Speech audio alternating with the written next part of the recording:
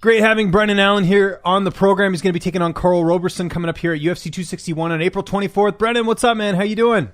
I'm good, buddy. How are you? No complaints, man. Not as good as you, though, man. You're in Florida. You're living it up there at Sanford MMA. How's it been being out there, and how long have you been out in Florida, doing the training camp? It's always good out here. Nice weather, good people. We can't ask for much more other than having my family here. But I've been here basically all of 2021 other than 2 weeks. So been here a while. Yeah, no, and we'll get into camp in a second here. I know you took a grappling match actually earlier this year for Fight to Win. How was that whole experience getting to do that? It was good. It wasn't first time as a black belt, but not my first time competing. The guy was supposed to be like really good. I found out like at the event, and yeah, I just did it for fun. I didn't care if I won or lost or anything like that. I just wanted to get back to having fun, competing, and getting back to what made me, what started me. So it was fun. I enjoyed it. Was that because you couldn't get a fight then, and so you just wanted to keep active, or was it just like an opportunity that was presented to you? How did it sort of come together with you doing that? Kind of both.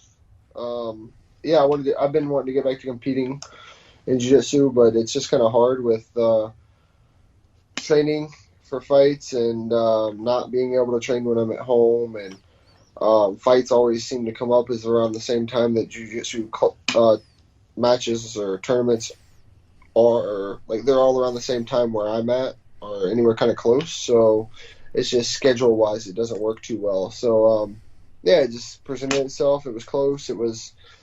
I didn't have anything coming up, and yeah, I just wanted to do it. What did you learn the most in that last fight against Sean Strickland that you're bringing into this fight? I should have fucked Sean Strickland up. Yeah, I mean, it was just things that I didn't do. I made the wrong read in the second, and I got caught. I always say it before every fight, every interview, no matter what. I feel like that's the only way these guys can beat me is to catch me. So he caught me. 9 out of 10 times that fight doesn't go that way, but that's the one time that it mattered, and he caught me. I feel like I was winning the fight until then, and like I said, I made the wrong read and amateur mistake, and I paid for it. Let's talk about this fight, taking on Karl Roberson. Like I mentioned, 9-3 record. What do you know about him? How do you feel like you match up against him here? I know he's explosive. I know he's got pretty good striking. I think he's got okay takedown defense. Bigger guy for a middleweight. Seems to be athletic. Explosive is probably the best word that I can use for him, though. Yeah, I look forward to it. We'll see what happens fight night, but I don't think we're going to have any real problems or anything like that. I think it's going to be just fine. You got a lot of training partners over at Sanford. Who are some of the main ones you get to work with ahead of this fight? Man, me and my friend were just talking about that question. Mm-hmm. As soon as someone asks you that question, your mind just goes blank. Okay, so you were prepared then, so that's good. So I should get some answers here is what you're trying to say, right? Kinda. It still just goes blank. It was like 2 days ago, me and Tuco were talking about it, and it was just like, man, every time someone asks you, you just go blank. But of course, Phil Hawes has been training with me. We've been helping each other out. He's been switching for me, and he's so explosive as well. I don't think there's too many guys that are as explosive as he is. So him, of course. I've been working with my guy Impa, who fights tomorrow night. Looking forward to that at 170. My guy Tuco is a bigger guy, really, really good. So he's been working with me. I've been working with Steve Mowry too. He's got a fight coming up. Mm-hmm. Of course, so many guys, man. Those are some good ones, though. We don't even have to go. You see, you're batting perfectly here, so we might as well just leave it at that, unless there's anyone else you can think of. But of course, my brother Angla. Yes, of course, from one championship, yeah. Yeah, of course. He's got his fight coming up the Wednesday after I fight. So, always working with great guys, and Gregory from LFA. Been working with him, and yeah, it's good, man. It's really good. Rory McDonald's there. Did you get to work with him at all? I haven't really worked with him. I moved around with him once when he first got here, but I feel like he just started picking his training camp up like really hard, like 3-4 weeks ago. So he's been just kind of staying with the 70ers, and honestly, I've been trying to stay with the bigger guys, just because Karl's not a small 85er. So I've been trying to stay with 205s and some heavyweights or big 85ers. So No, I haven't got to work with him. So I got to ask, because I did notice he was there for a little bit. Did you see Ian Heinisch when he came over there? Because I know you guys have a bit of history. Yeah, just did our drill. I had a round with him today for drilling and once before for wrestling. And yeah, I've seen him. Okay, are you guys good, or what's the latest? Because I know you were like linked. Well, you were supposed to fight him, and then it didn't happen. And I know just even dating back to like the LFA days, I know there's sort of been the possibility of you guys fighting. So are you guys cool now, or is it just business in the gym? What's the latest with that? Yeah, I mean, like I told my coaches when they asked if if I was cool with him coming, I can pass and repass with anyone.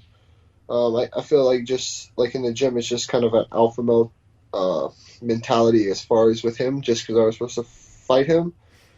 But I mean, even all the 85ers. I mean, we got a big group, Like I was working with Derek Brunson when he was here as well, and we get along. But still, when it's time to get competitive, it can get pretty competitive sometimes, just because they might think that they're a little bit better than the other, or as far as me, even when they're training with me, like they might think they're better than me, and I think I'm better than them when it comes to just pure raw competition. But after that session, like especially like Phil and Derek and us, like we're friends, we're good friends. So like we just leave it at the gym and on the mats, and it is what it is. Okay. Yeah, fair enough. So it's not you guys don't hate each other, but you're just it's a situation you're just dealing with, right? As far as him training there, because it sounds like he's doing his camp there, correct? Yeah, I think so. I think he's moving here, but I'm not sure. I don't know. I'm not gonna. I'm not going to speculate. I'll ask him if anything. I'm sure I'll interview him here soon. Have you like I know you? I think when we spoke last time, you were just going to do your camps down here. Is that still the case, or are you thinking about moving down here, or have you moved down here? No, there's a lot of things. Me and my wife have talked about it. I've talked with my family. There's a lot of things that have to play out, and this year will be a big tell for us. But it's a possibility next year that we move here. I just have to do what I need to do and win out this year, and financially I'll be able to do that. But just here, then home, and she comes here because we have kids, so I don't really trust too many people with my child. No, understandable. I can relate to that. Being a dad, who's going to be in your corner for this fight? I'm going to have Coach Greg Jones, Jason Strout, and my buddy Tuco. He's going to be with me. Awesome. And how's the fight playing out on April 24th? Man, I don't have anything really set in stone in my head of how it's going to go. I think it's going to be a test of wills. I don't think anyone can just. What's the word I'm looking for? I don't really think the want. I don't think he wants it as bad as I do. There's not as much on the line. A lot of guys say that, but it's hard to really say that from some guys that don't have families and don't have mouths to feed and things like that. You might want it, but at the end of the day, what do you know about it? Like, what is it for? Is it for a want, or is it for putting food in your mouth and for your child and for your wife? And it's weird to say, like a cliche, shall I say? But I don't think he wants it more than me. We've seen him quit. I've never quit. I'm not gonna quit. You have to put me to sleep, and that's just how it's gonna be. And I expect him to be fast. And my goal is just to win every transition, every scramble, everything. Be last, and just have fun. I just want to get back to having fun and just being me and enjoying the moment. This doesn't last forever, and who knows? You never know when it'll be the last one. So I just want to have fun. I want to go do what I know I can do, and I feel, of course, that I'll put him away within 3. Of course, I don't know how, but I definitely feel I have full capabilities to do that. Well, I got you here at the time of recording this. We've got that fight tomorrow night between Marvin Vettori and Kevin Holland. Of course, you beat Kevin Holland. You fought him at the UFC Boston card. How do you think the fight plays out tomorrow? Because one of the things I find interesting is that, Kevin Holland doesn't have much to lose here. Like, he's already talked about going to 170. Vettori is the one who's, sort of inching towards a title shot here. How do you look at this fight from a style perspective, and who do you think wins? Man, I wish I would have got that fight, but obviously, Holland's got a pretty good following right now, and the hype's kind of fell a little bit, but like I said, the following's great. He'll bring more eyes than obviously someone like me could. And even though we're both coming off losses, it's totally different. But I just think Vittori's just going to be too much for him. I think he's going to be physically too much for Kevin. And I think skill-wise, maybe a little too much. But, Kevin poses a problem striking. He's a lot longer. And I feel that could give him troubles. But honestly, I don't think it will. But I will be rooting for Kevin, of course. But, just realistically, I don't think he's going to win. But I hope he does. I hope he can pull it off. It'll be good for him. Before we go here, how's your daughter doing? How's fatherhood? I know your family came down to visit you for a little bit. How's everything going?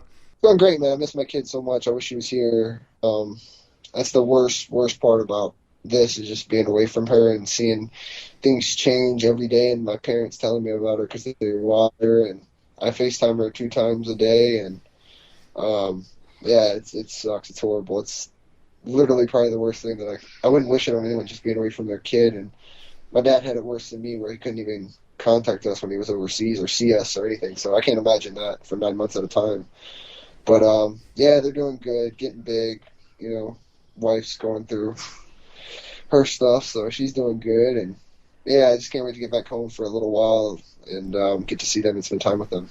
And I can't wait for this fight, man. UFC 261, April 24th. Brendan, thanks so much for the time, man. Just remind people where they can find you on social media, and if you got any sponsors or shout-outs, I'll give you the last word.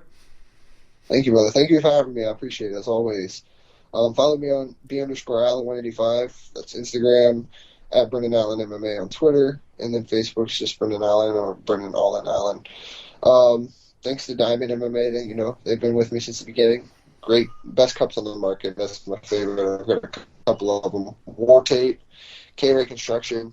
They're amazing. They help me out so much, and they've been with me since I was an amateur as well. Wex Gunworks, the best guns in the business, along with Brothers, LA Arms, and Louisiana. Those two always get the best guns for me.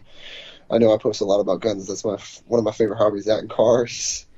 And I got another one coming, too. I got to post that one today, too. Demand Limits Injury Attorney is a good partner of mine.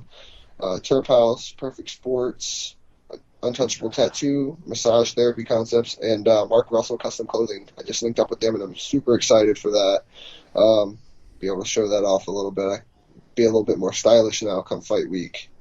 And, of course, my website, anything All in Allen related, it's allinallenmma.com. Always have new stuff, signs stuff after fight. So go there and check that out as well.